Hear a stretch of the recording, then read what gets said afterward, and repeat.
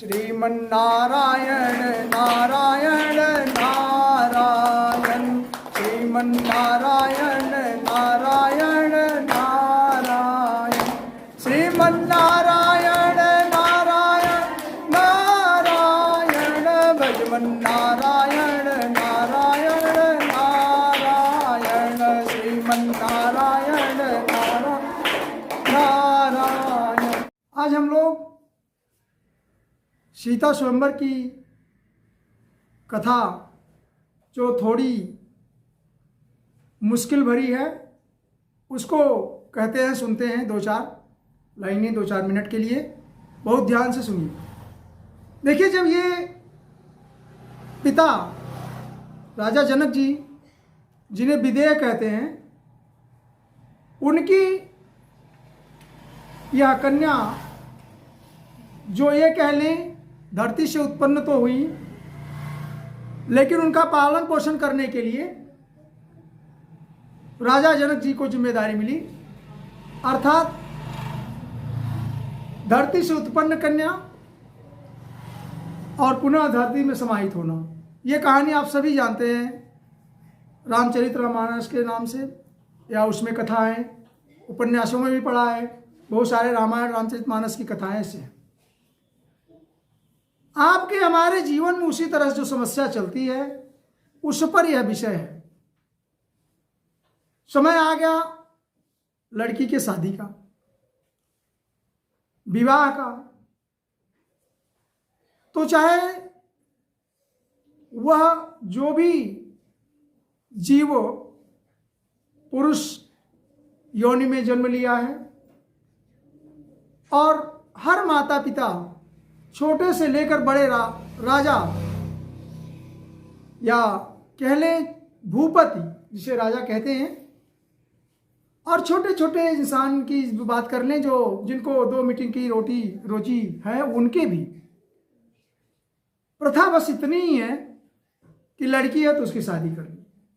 समय हो चला और वह समय आ गया कन्या विवाह का। राजा जनक जी को चिंता हो रही है, लेकिन प्रकरण यह है कि जैसा आपने कहानियों में भी सुना है, शिव जी का जो धनुष था, उसको सीता जी ने एक बार कहानी में उठाया। निश्चित है परशुराम जी के द्वारा रक्षित धनुष, जिसको कोई उठा नहीं सकता। बाणासुर जो प्रिय भक्त है भगवान शंकर का, रावण, ये सब कोई भी उसकी ताकत नहीं है। लेकिन यह प्रश्न यह उठता है कि राजा जनक ने एक ऐसा प्रण कर लिया अपनी लड़की के लिए कि इसकी शादी सिर्फ वहां होगी, या उस वीर से होगी, उस 20 पुरुष से होगी, उस देश के राजा से होगी, या उस मनुष्य से होगी जो इतना तो पराक्रमी होगा कि जिससे यह धनुष टूट जाए या उठ जाए। देखिए, तोड़ना उठाना दोनों एक ही बात है। उठा ही नहीं तो टूटने की बात नहीं है। लेकिन शिव जी का धनुष तोड़ने का मतलब यह है कि परशुराम जी का प्रकोप होना, या शिव जी की हानि होना। ये सारी अलग अलग कथाएं हैं। हरि अनंत हरि कथाय अनंता, कहीं सुनहि बहु विधि सब संग। हरि अनंत हरि कथाय अनंता, कहीं सुनहि बहु विधि सब संता। श्री राम जय राम, जय जय राम, श्री राम जय राम, जय जय राम, श्री राम जय, श्री राम जय राम, जय जय राम। देखिए, वहां पे अब यह मुश्किल आ रही है कि प्रण तो ठीक है, एक पिता का प्रण है, और यह प्रण नहीं है, प्रण तो ऐसे कह लीजिए उल्लास से होता है। हर पिता माता कभी न कभी जो कामना रखते हैं, जिसे आज हम लोग कहते हैं आज के विकृत रूप में बिगड़े हुए समाज में कि एक दहेज की प्रथा चल गई है कि भाई आपका प्रण क्या है, आपने क्या संकल्प किया है। लड़के वाले अक्सर पूछते हैं, बिना रोक टोक के पूछते हैं, ऐसा पूछते हैं जैसे उनका कोई अधिकार है। तो इस तरह से उनका अधिकार वो समझ करके काम यह करते हैं कि जो नहीं होना चाहिए, जो नहीं होता है, उसके लिए भी किसको, कन्या के पिता को किस काम में डाल देते हैं, मुश्किल में डाल देते हैं। और उससे विवश होकर के, या ये कह लें विवश होकर के, कन्या का पिता कुछ करने और कहने में, बताने में उसे मुश्किल हो जा रही है। इस तरह से हर समय यह समझा जा सकता है कि हम हो, आप हो, चाहे दुनिया में कोई भी इंसान हो, कन्या के विवाह के समय उसे अपार चिंतन होता है, चिंता होती है। हमारे आपकी जान की बात नहीं, और होना भी चाहिए। क्यों? क्योंकि गांव में, देश में, संसार में, पूरे जीवन में, बंधन में एक ही यह काम ऐसा है जिसका आपको अनिश्चित काल पर फल मिलता है या अनंत काल तक फल मिलता है। अच्छा, कहते हैं इसलिए कन्यादान महादान। अब जिसके पास कन्या नहीं है उससे, शास्त्र में बहुत बार बातें आई हैं, उसको क्या तकलीफ है, दुख है, उधर नहीं जा रहे हैं। सिर्फ ये जानना है कि जनक जी को जो यह प्रॉब्लम हो रही है, हम आपको हो तो यह स्वाभाविक है, होना भी चाहिए।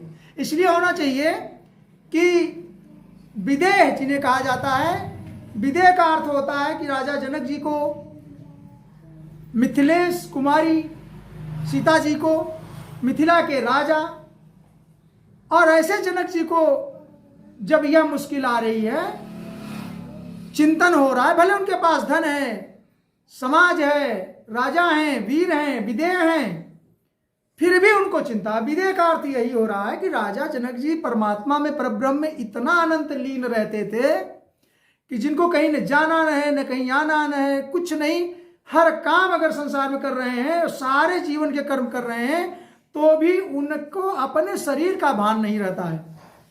विदेह का अर्थ सिर्फ यह है कि उनके शरीर का भी देह, बिना देह के, बिना शरीर के, बिना शरीर के राजा का होना का अर्थात उनको कोई दुनियादारी, ये जो आपके खटविकार हैं, चिंता हैं, या जितने भी काम, क्रोध, लोभ, मोह, वह सब उनके अछूते हैं। अर्थात उनका शरीर का कोई भी गुण, अहंकार, जो पंचतंत्र हैं, ये सारे उनको छूते नहीं है। ऐसे राजा विदेह को अगर चिंता होती है इस तरह से कि भाई उनको अपनी शादी की, कन्या की विवाह के लिए कोई वर ही नहीं मिल रहा है, क्यों? क्योंकि सारे राजागण इकट्ठा हैं, सारे निमंत्रित, और सारी पूरे देश के, दुनिया के वीर बलवान एकत्रित हैं, लेकिन धनुष को तोड़ने में सब असमर्थ हो रहे हैं। और हमें आपको तो थोड़ा सा धन और दहेज देने में हम असमर्थ होते रहते हैं। इतनी तुलना करनी है कि एक राजा भी चिंतित है, जो भूपति है, जो विदेह है, जो केवल परब्रह्म के, परमात्मा के अधीन है, और हम आप भी चिंतित हैं। श्री रुद्र के हृदय उपनिषद में, रुद्र हृदय उपनिषद में भगवान शंकर की आराधना करते समय यह बात आई है कि शादी जिसकी भी हो, शिव जी की पूजा होनी है, गणेश जी की पूजा होनी है, शिव जी की चर्चा होनी है, विवाह का चर्चा होना है, सीताराम का विवाह होना है, और वह अनंत है। अनंत के पास, या ये कह लें जिसके पास सब कुछ है, विदेह के पास, उसको कहीं जाना नहीं है। जैसे कि आकाश, संसार में आकाशमेकं संपूर्णम कुत्र चिन्नैव गच्छति। जिस प्रकार से आकाश पूरे जगह, संपूर्ण संसार में फैला हुआ है, संपूर्ण विश्व में फैला है, उसे कहीं जाने आने की आवश्यकता नहीं है, उसी तरह से तद्वत् स्वात्म परिज्ञानी, तत्त स्वात्म, जिसकी स्वात्मा, जो आत्मचिंतक विज्ञानी है, परिज्ञानी, कुत्र चिन्नैव गच्छति, उसे भी कहीं जाने की जरूरत नहीं होती, जो आत्मज्ञानी पुरुष है। और राजा विदेह जनक जी ऐसे ही हैं, आत्मज्ञान है उन्हें। अब हम ये कहना चाहते हैं उनको जाने की जरूरत नहीं है, ठीक है, आत्मज्ञान होते हुए भी उन्हें एक जगह गिलानी हो रही है, तकलीफ हो रही है, कह रहे ओ अब क्या होगा, उन्हें भी चिंता हो रही। तो हमें आपको चिंता स्वाभाविक है और होनी भी चाहिए। ऐसे समय में चिंतित नहीं होंगे तो कभी होंगे। फिर भी परब्रह्म उन्होंने ये ध्यान दिया कि ये जो आकाश है पूरे जगह फैला हुआ, वैसे हमारे संसार में कहीं न कहीं सृष्टि की नियति में ये तो होगा, लेकिन जो मानस में लिखा कि तकलीफ जनक जी को हो रही है, इस तरह से दीप दीप के भूपति नाना आए, सुनी हम जो पन उठाना।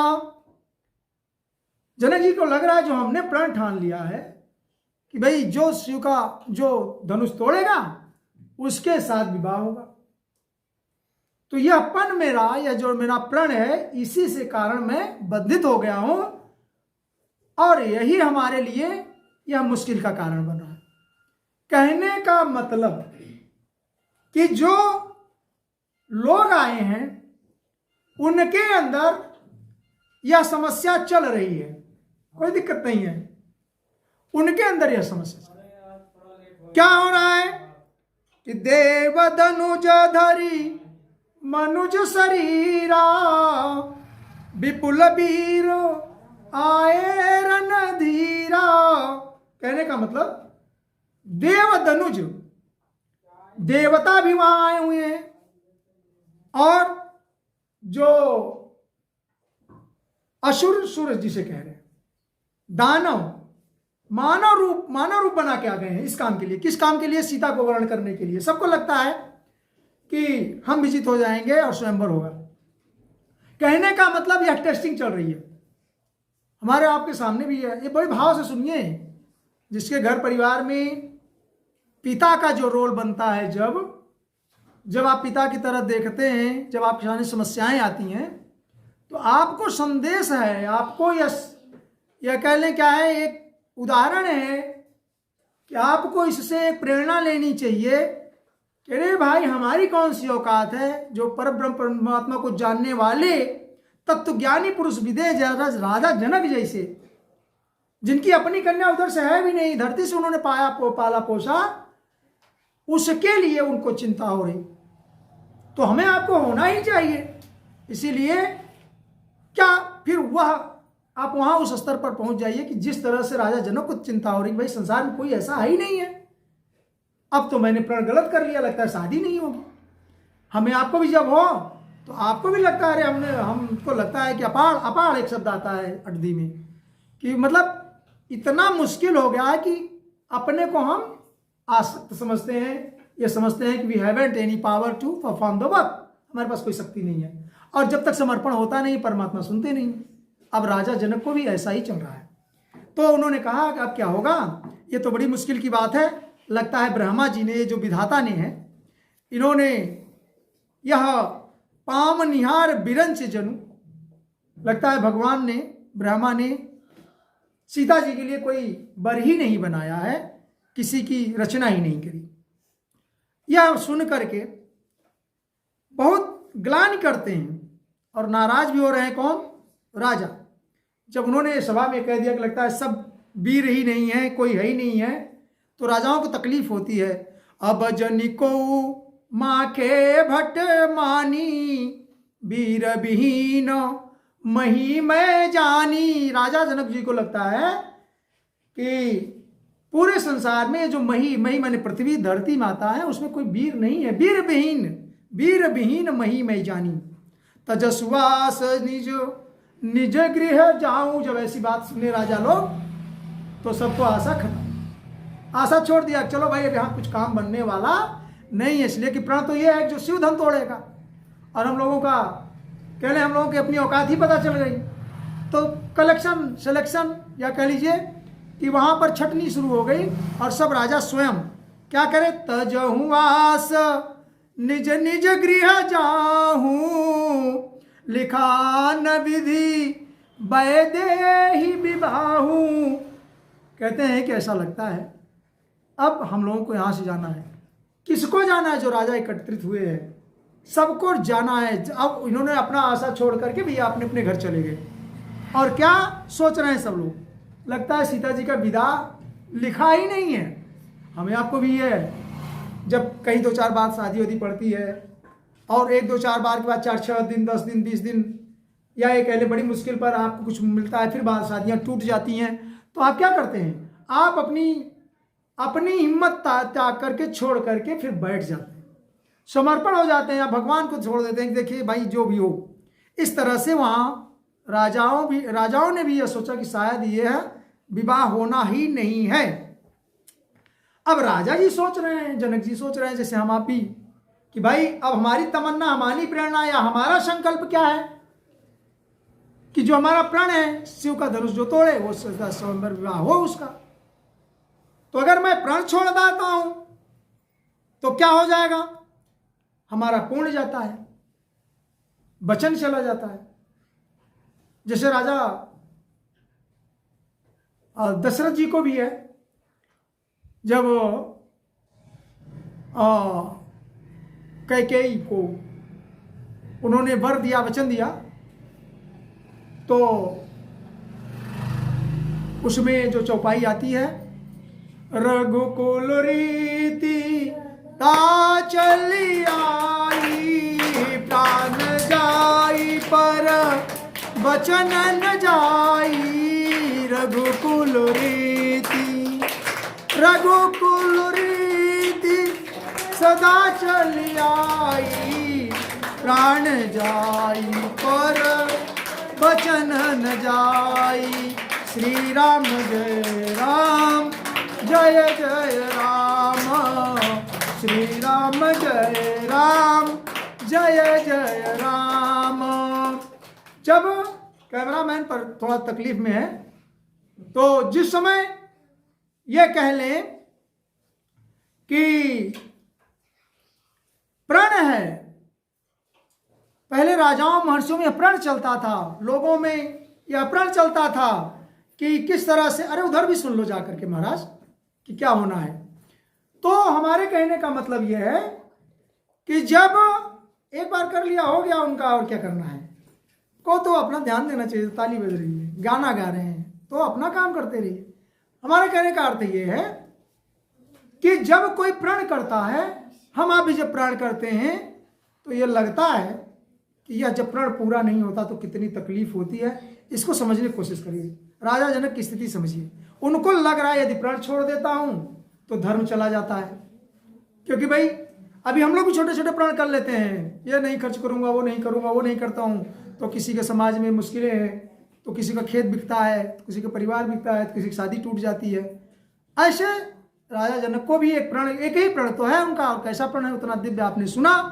तो राजा जनक जी कहते हैं, सुकृत जाई जो पानु परिहरऊं, कहते हैं कि जब अगर हमें अपना प्रण छोड़ देता हूं तो हमारा पूर्ण जाता है, और कुंवारी कुंवारी रहूं का कहूं, इसलिए क्या करूं, यह कन्या तो कुंवारी ही रह जाएगी।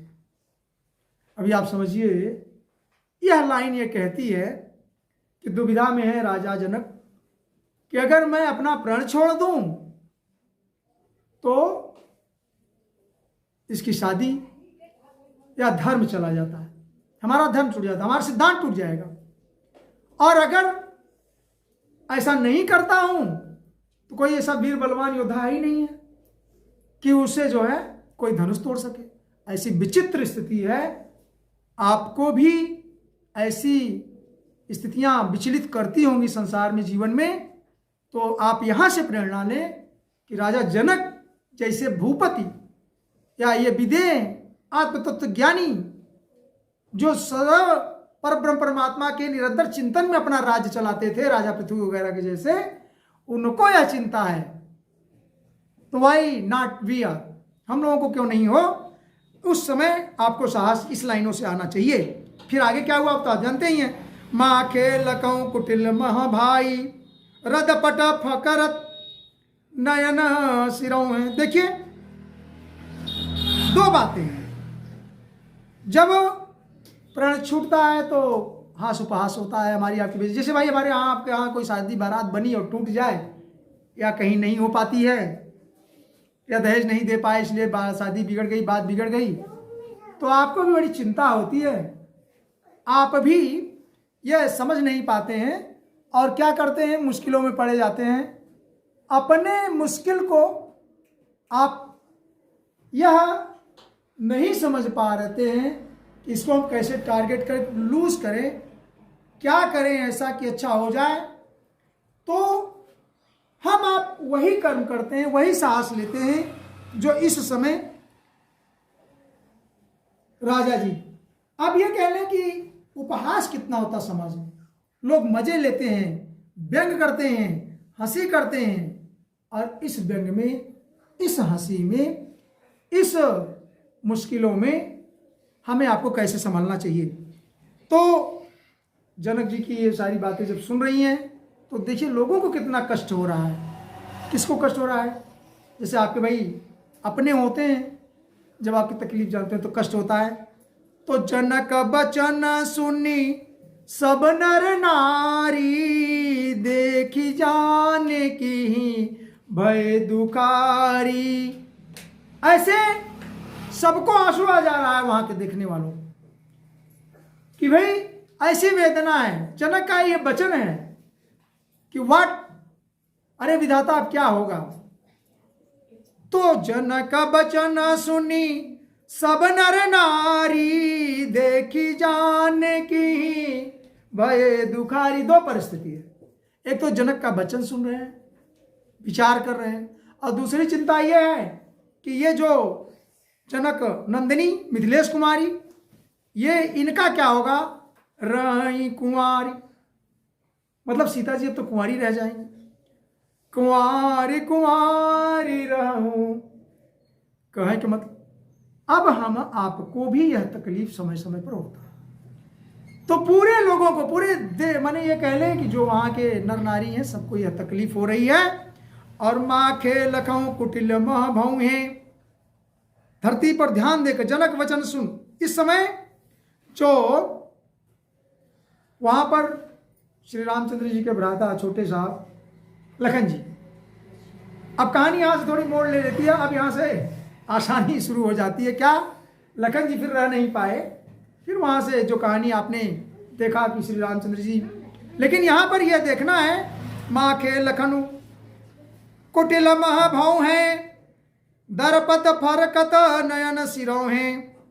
लक्ष्मण जी को यह सब देख करके वेदना, अत्यंत कष्ट हुआ। वो तमतमा उठे क्रोध में, भौहें खींच रहे हैं।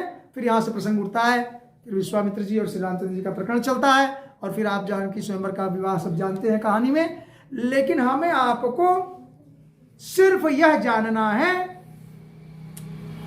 कि किसको तकलीफ, किसको ग्लानि संसार में नहीं हुई। हमारे आपकी कोई छोटी छोटी बातें नहीं है भाई। हम हमारे ऊपर सब कह देंगे हम लोग कि भगवान नाराज है, हमारे पास मुश्किल है, विपत्ति है, ये है, वो धन नहीं है, नहीं है। शास्त्रों की बात पर जाइए। यही नहीं, जो राम जी आ रहे हैं स्वयं स्वयंवर को बन के समय पति देवता बनने वाले हैं, विष्णु भगवान श्री राम, उनके पिताजी को भी तकलीफ हुई है एक जगह। कहाँ? जिसमें राजा की रानियों को कोई संतान ही नहीं थी। भाई राम लक्ष्मण भरत शत्रुघ्न की जो जन्म की कहानी आप सुनेंगे तो उस समय भी राजा को वेदना हुई कि कोई हमारे पास पुत्र ही नहीं है। जहां जाता हूं, जिस राज्य में, अपने राज्य को जब सामने लोगों को पढ़ता हूं तो लोग मेरा मुख नहीं देखना चाहते, निर्लज्ज समझते हैं, निगोड़ी समझते हैं। सामने पढ़ने पर लोग हट जाते हैं, निर्वंशी समझ करके हमें त्याग करते हैं। तो उस समय उन्हें भी ग्लानि हुई। एक बार भूपति मन माही, एक बार भूपति मन माही, भय गलानि मोरे सुत नाही। कहने का मतलब राजो श्री रामचंद्र जी आज इस जनक जी की वेदना खत्म करने के लिए उपस्थित हैं। उनके पिताजी को उनको पैदा करने के लिए भी ग्लानि हुई है। आप समझ सकते हैं मैं क्या कहना चाहता हूं। समाज के सभी लोगों को केवल अपने कर्मों को देखना है, अपने कर्तव्य को देखते हुए करना है। आपने जो प्रण कर लिया है, डोंट वरी फॉर दैट। ये गॉड के आपके शरीर में वो परब्रह्म परमात्मा उपस्थित है। श्रीमद् भागवत या गीता के श्लोकों में, आप गीता में अर्जुन से कहते हैं, भगवान क्या कहते हैं कि ये जो संसार है, जो प्रकृति है, ये मेरी अध्यक्षता में काम करती। भाई तुम क्यों चिंतित हो? मम अध्यक्षेण, मेरी अध्यक्षता में प्रकृति सूयते सचराचरम, सारी प्रकृति मेरी अध्यक्षता में काम करती है। तो चाहे वो भूपति हो, चाहे राजा हो, देश देश के राजागण, जनक जी को जो तकलीफ हुई, देश देश के राजागण मैं किसे कहे बलशाली हैं, मैं किसे कहूं बलशाली है, मुझको तो लगता है पृथ्वी वीरों से खाली है। ऐसा रामलीला के प्रसंग में भी राधे श्याम रामायण में है। कहने का मतलब बड़े बड़े राजा वीर सबके सामने समस्याएं आई हैं, आती रहती हैं और वो आएंगी। तो हमारे आपके सामने भी आई। प्रकृति को पैदा करने से लेकर के उसके समापन तक समझ, और सारा काम किसका है?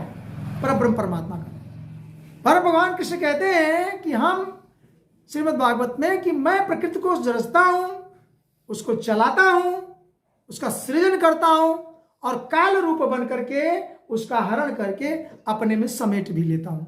तो कौन राजा, कौन प्रजा, कौन आदमी, आप कौन? सारी प्रेरणा लेकिन हृदय में आपके भगवान हैं। वो प्रेरणा लेता है, वो निश्चित करता है, आपके कर्म को आपको भोगना पड़ता है, इतनी सी बात है। बाकी सारी हेल्प वो करता है। तो आपके मन में अगर कभी कोई प्रण संकल्प बन भी जाए तो आप टूटिए मत, क्योंकि राजा जनक की भी